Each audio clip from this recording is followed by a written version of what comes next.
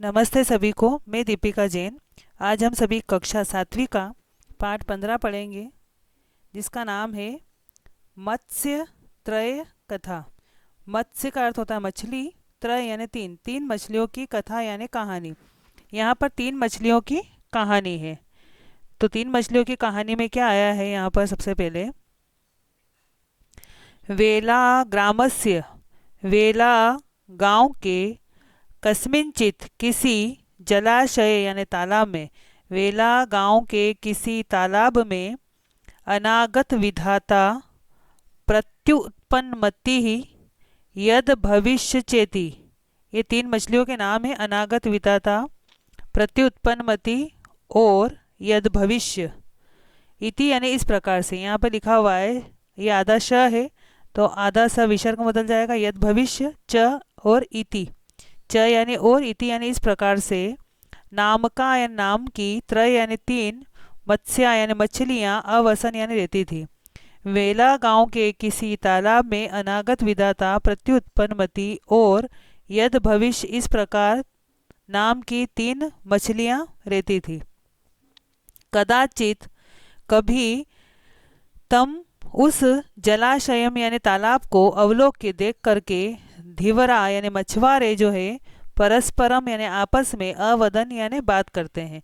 कभी उस तालाब को देख करके मछुआरे आपस में बात करते हैं। अब मछुआरे आपस में क्या बात करते हैं?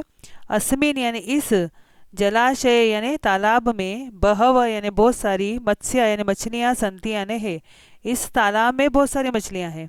प्रभाते सुबह, अस्माभि हम सभी, अत्र यानी यहाँ पर, अवश्यमेव जरूर ही, आगंतव्यमिति आएंगे ही, इति यानी इस प्रकार से। इस प्रकार वो आपस में बात करते हैं।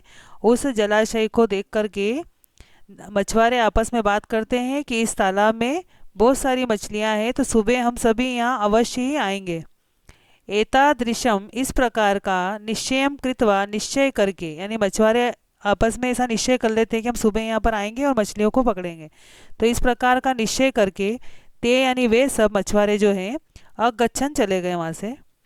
एतद श्रुतवा यह सुन करके, तेषु यानी उनमें से, मत्स्यसु यानी मछलियों में से, उन मछलियों में से, तीन मछलियाँ थी उनमें से, यह सुन करके उन मछलियों में से, अनागत विधाता नाम, अनागत विधाता नाम की जो मछली है, मत्स्य यानी मछली, अकथित उसने कहा। यह सुनकर के उनमें से अनागत विधाता नाम की जो मछली है उसने कहा, श्व यानी कल, प्रभाते यानी सुबह, ते यानी वे सब, धीवरा यानी मछुआरे, नूनम यानी अवश्य, एव का मतलब ही, अवश्य ही, अत्र यानी यहाँ पर, आगमिष्यन्ति आएंगे, च यानी और, सर्वान यानी सभी, मत्स्यान यानी मछलियों को, जाले बधवा जाल में बांध करके, नेष्यन्ति ले जाएंगे। ये बात जब उसने सुनी कि मछुआरे यहाँ सुबह आएंगे और मछलियों को पकड़ेंगे, तो ये सुनकर के उन तीनों मछलियों में से अनागत विधाता नाम की मछली ने कहा कि कल सुबह वे सब मछुआरे यहाँ जरूर ही आएंगे और सभी मछलियों को जाल में बांध करके ले जाएंगे। एतत् चिंतित व यह सोच करके, अनागत विधाता अन्य जलाशयम, अनागत विधाता जो है वो दूसरे तालाब में, अगच्छत यानी चली गई। जैसे उसने सुना तो ऐसा वह सोच करके दूसरे तालाब में चली गई।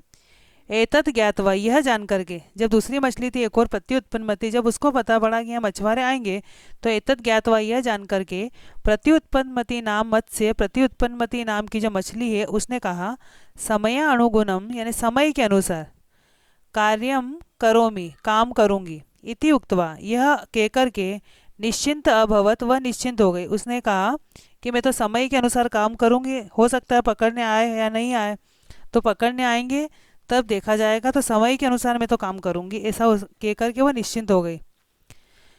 तृतीय मत्स्य, अब तीसरी मछली जो थी, यद भविष्य, यद भविष्य अवदत, यद भविष्य ने कहा, भगवत शक्तिया, यहाँ पर भगवत शक्तिया लिखा हुआ है तो यह शक्कर में बदल जाएगा, शक्तिया हो जाएगा, और ये भगवत हो जाएगा। तो भगवत शक्तिया यानी भगवान की शक्ति से, अहम जीवामी मैं जीवित रहती हूँ।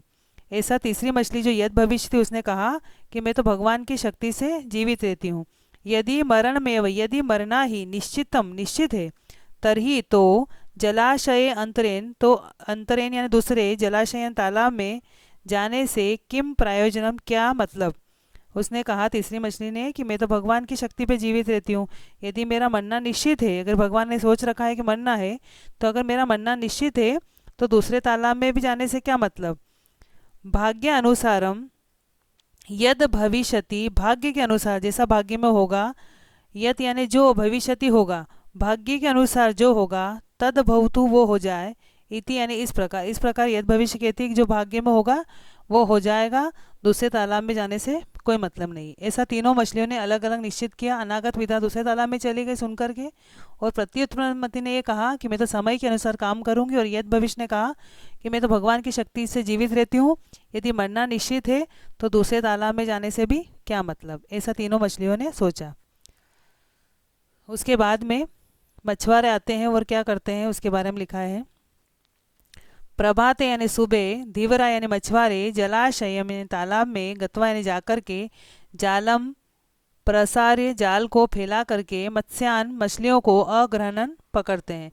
सुबह जो है मछुआरे क्या करते हैं, जाल फैला करके सभी मछलियों को जो है वहाँ पर वो पकड़ते हैं। प्रत्युत्पन्नमति जो है वह क्या करती है फिर, क्योंकि अनागत विधा तो चली गई दूसरे तालाब में, अब बची प्रत्युत्पन्नमति और यद भविष्य।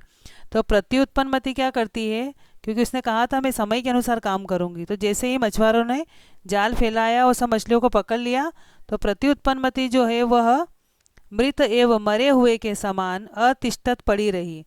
जैसे ही जाल में उनको प्रत्युत्पन्नमति को भी पकड़ लिया था, तो वह मरे हुए के समान पड़ी रही। मृतम एव मरी हुई प्रत्युत्पन्नमतिम दृष्टवा, प्रत्युत्पन्नमति को देख करके, धीवर मछुआरा जो है, तम जलात उसको पानी के बही अकरोत बाहर कर दिया। उसने सोचा कि प्रत्युत्पन्नमति जो है तो मरी हुई है, तो इसलिए उस मरी हुई मछली को उसने जो मछुआरा था उसने उस जाल से बाहर फेंक दिया।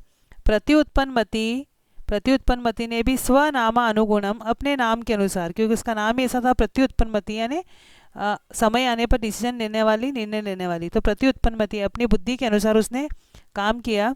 मति प्रयोगेन, अपनी बुद्धि के प्रयोग से, तथा जले वह अचानक से, जैसे ही उसको यहाँ से बाहर फेंका जाल से, तो उसके बाद में वह जले अकुर्दत, पानी में कूद गई। जलाशय अंतरे, और बिल्कुल तालाब के अंदर जो है प्राविशस्य को प्रवेश कर गई, नीचे तालाब में सबसे नीचे वह चली गई। प्रत्युत्पन्नमति ने अपने नाम के अनुसार बुद्धि का प्रयोग किया और पानी में कूद गई और वह अंदर तालाब के अंदर चली गई। तृतीय मत्स्य, वो तीसरी जो मछली थी, जाले पतित, वह जाल में ही पड़ी रही। उसने कोई कोशिश ही नहीं करी बचने के लिए, क्योंकि उसने कहा था मैं भगवान की शक्ति से जीवित रहती हूँ। तीसरी मछली जो है वो जाल में ही पड़ी रही। धीवरे कर्तित, और मछुआरों के द्वारा काट ली गई। च यानी और, मृतः अभवत, और मृत्यु को प्राप्त हुई। तच्च उक्तम, इसलिए कहा गया है। अनागत विधाता च, अनागत विधाता और प्रत्युत्पन्नमति तथा, जिस प्रकार से अनागत विधाता और प्रत्युत्पन्नमति द्वाव एतो सुखम एदते, ये दोनों ही सुखम एदते, सुख से बढ़ती है, यानी अनागत विधाता और प्रत्युत्पन्नमति दोनों ही सुखपूर्वक रहती है। इसका कहने का अर्थ ये है कि अनागत विधाता यानी जो मुसीबत का आपको पता हो पहले से कि हमारे ऊपर मुसीबत आने वाली है, तो उसका उपाय पहले से सोच लेना, वो व्यक्ति भी सुख प्राप्त करता है।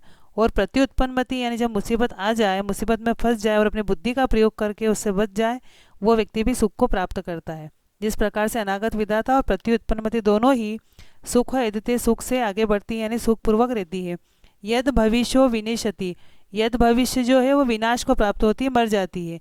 कहने का अर्थ ये कि जो यद भविष्य जैसा मछली जैसा रहता है, यानी भगवान के ऊपर सब छोड़ करके कोई भी कोशिश नहीं करता है मुसीबत आने पर, तो वह व्यक्ति जो है, जिस प्रकार से यद भविष्य ने मृत्यु को प्राप्त किया, वैसे वह भी विनाश को ही प्राप्त करता है। तो इस कहानी से ये शिक्षा मिलती है कि हमें अनागत विधाता और प्रत्युत्पन्नमति जैसी बुद्धि का प्रयोग करना है, यानी मुसीबत आने पर हमेशा उस मुसीबत का सामना करना है, और यद भविष्य मछली जैसा नहीं बनना है, जो कि कोई भी कोशिश नहीं करती और भगवान पर, भाग्य पर छोड़ देती है। तो इस प्रकार से आपके ये तीनों मछलियों की कहानी थी। तो वीडियो के माध्यम से आप हिंदी अनुवाद करने की कोशिश करें। धन्यवाद।